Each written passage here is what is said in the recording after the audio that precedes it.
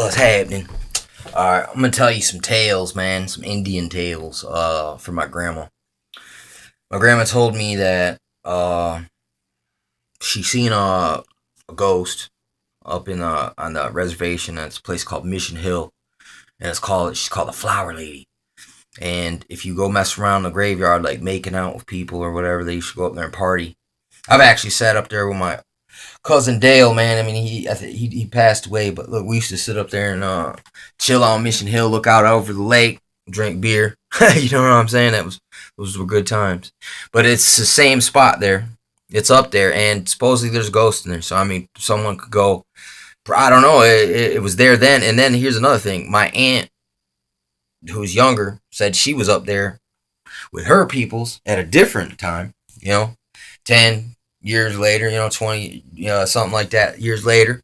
And the lady was still there. So, that's a crazy story. So that's probably heavy Catholic missionary up there. And listen, maybe back in the day, the Catholics, maybe some of them were good-hearted people and they were trying to do right from their understanding. You know what I'm saying? And I'll accept that. But I also know it does seem to be this Crowleyan light and dark, like we praise God in day and sacrifice things at night. That might have been going on all the way back then too. And actually, in the history books there's tales of that, like the Europeans influenced the Indians with satanic murderous practices.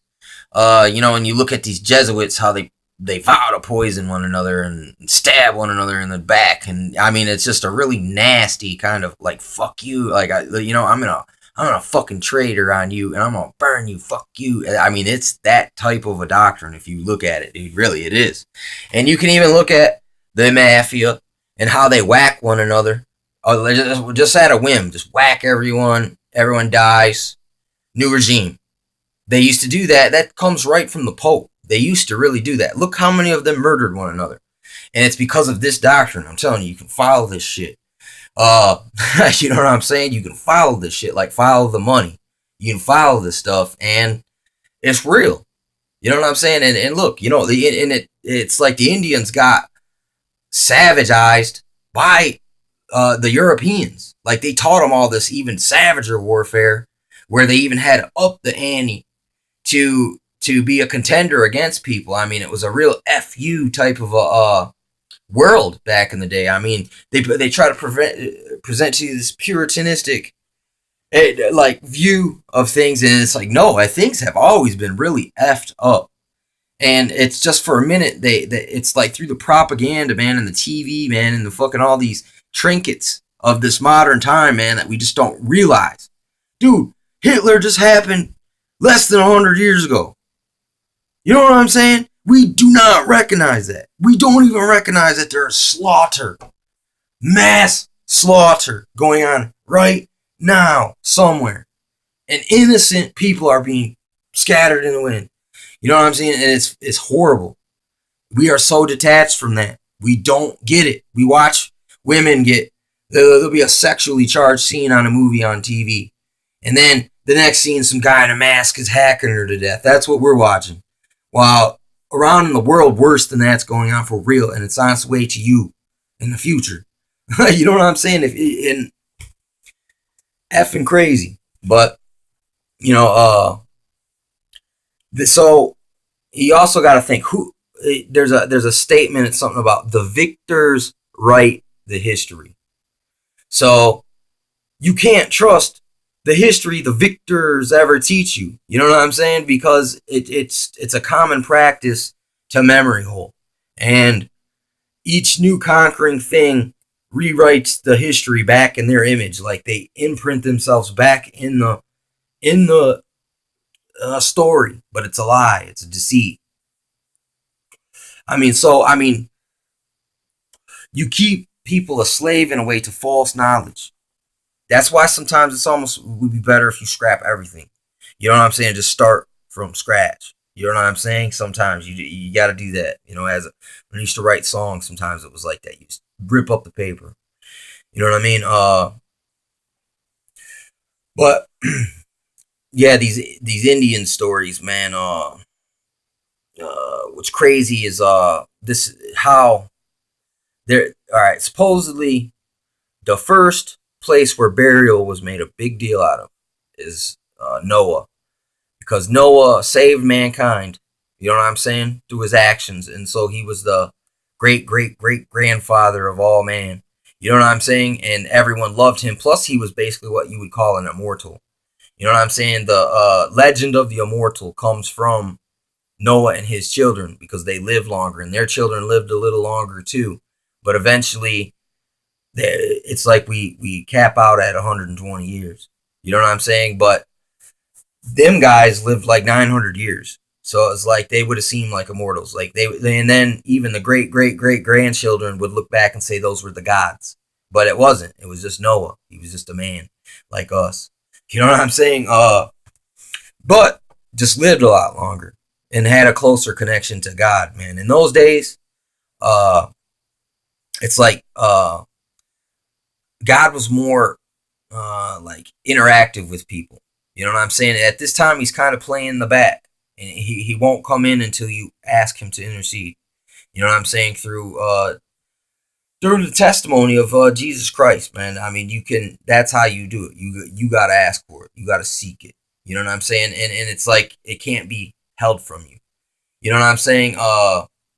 But Satan's got the front right now, and he gets to. And if you look at their whole system, their whole Masonic, Talmudic, Babylonian system is like they lie to you through this initiation level, and then they say, "All right, next time we'll tell you what's up."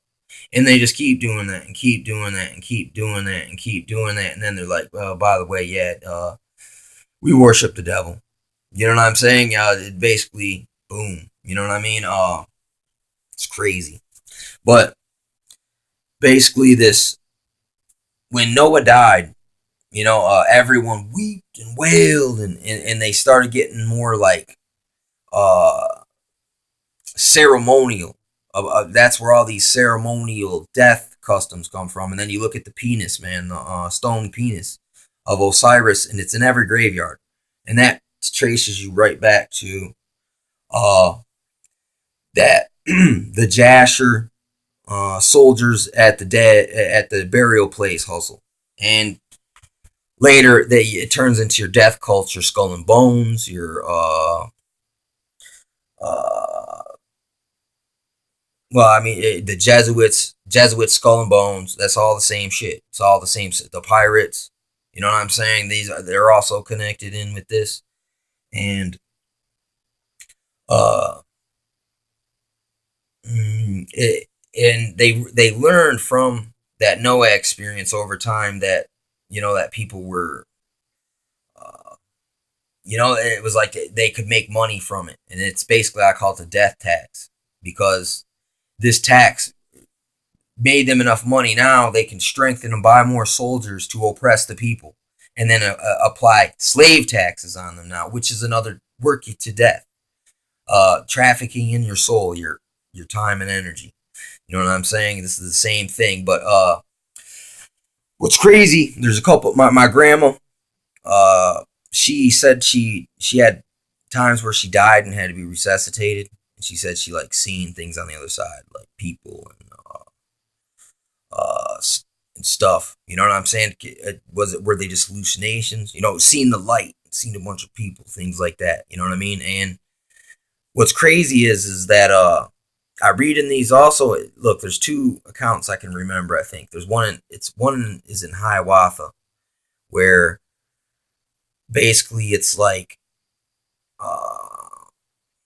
that. It says that God sent a messenger because the blood of the dead cried up unto heaven, and there was constantly people crying about. They complained to God, basically. You know what I'm saying, about like kind of like when God came to Cain and said, "Hey, your brother Abel, his blood crieth unto me from the earth." It's that type of experience. You know what I mean? And it was like that's where the term peace pipe comes from, because it was like God was like, "All right, look, the blood for blood custom has caused so much blood that it cry unto me from heaven, and I'm sick of it. So instead of warring, bury the hatchet, bury bury the knife, and it said instead adopt them into this into your tribe. Teach them of these ways. You know what I'm saying? Of the way of peace over war. I mean, it didn't work, man. Because it got worse. You know, because of the occupations of the new Europeans, which even greaterly, you got civil war, war within, war without, war all around. It was times of total fear and trembling, constant fear, constant trembling. Kind of like now, wars and rumors of wars. The Indians faced the apocalypse or the a great tribulation already in the past. That wasn't too. That was only 200 years ago. You know what I'm saying? Just like Hitler was a year ago. We are detached from this, but there's a how this relates to the opposite of the you got to get your skeptiker, you got to have pay your 200 bars of gold to get into heaven.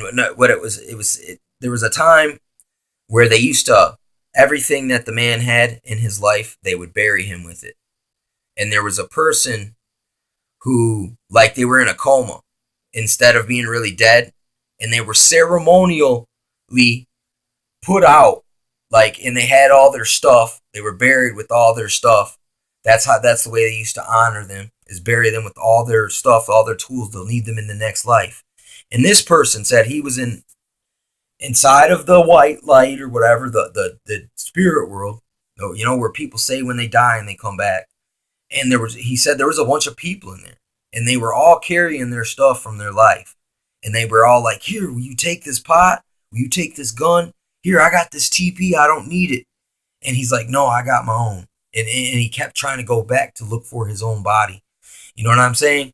Because he was kind of aware he was dead. And it was weird. It was kind of like a journey to get back to his body. And he's seen all these people. And he came with this message saying that don't bury the dead with all of these ornaments because they don't need them. Why? He's like, in a way, you're weighing them down from going off into the next world. Like their worldly possessions are holding them in some kind of a purgatory. You know what I'm saying? Type situation. You know, and he was like, it's better for you to give all your stuff as an inheritance to the rest of the tribe who is still in the land of the living, who could use it and benefit from it. You know what I'm saying? And it's just funny, you know, how this philosophy is radically different from your these people want to be enshrined and entombed and remembered and honored forever. You know what I'm saying? This is just a radically different thought process there. You know what I'm saying? It's kind of like your possessions you don't possess your possessions. Your possessions possess you. You know, what's crazy too, like I was saying, man, when God was talking about, he was like, did I not give you red paint and porcupine quills and seal skins? And you know, I basically, he's like, didn't you were looking good when you were faithful, you know, to God. And he took care of all their needs. But, you know, but then they started to stray after the trinkets, like better trinkets. They weren't satisfied with what God gave them, you know, and they started to follow after this other stuff. You know what I'm saying? And, you know, it happens.